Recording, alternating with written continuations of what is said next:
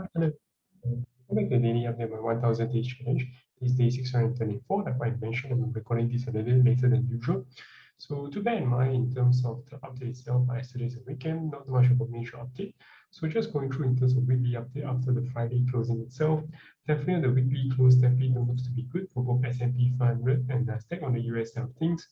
All both close below the 50 simple moving average on the weekly chart for both of the chart. So definitely not a good sign in terms of short to mid-term kind of momentum. I do see further potential bearish momentum setup in terms of a short-term YC in the next coming week to a coming 1 to 2 months ahead. So until we can strongly find support or consolidate very nicely to form a potential triangle formation on the weekly or even on the daily chart itself, they could form a very nice base for us to bounce up to much higher high in that sense in a more sustainable manner. Basically, I guess in case of a stock prices itself, you also generally want to form somewhat like a pyramid structure, whereby the base is a very strong white base. It will be able to support a much stronger and higher, taller kind of pyramid in that sense.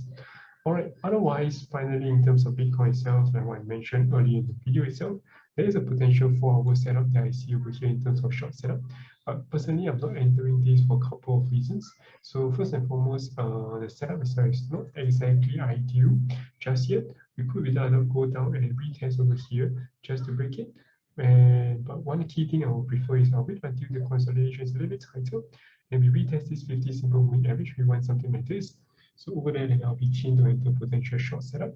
And it is what it is. Of course, you can also put a short setup over here. So in case we do go over there, your short sell will be able to trade with a very tight stop loss over here, so that if we do bounce directly over there, you'll be okay. In which case, I will suggest closing it in terms of prices. Have any questions, feel free to drop your comments below. I'll see you guys tomorrow. Take care. Bye bye.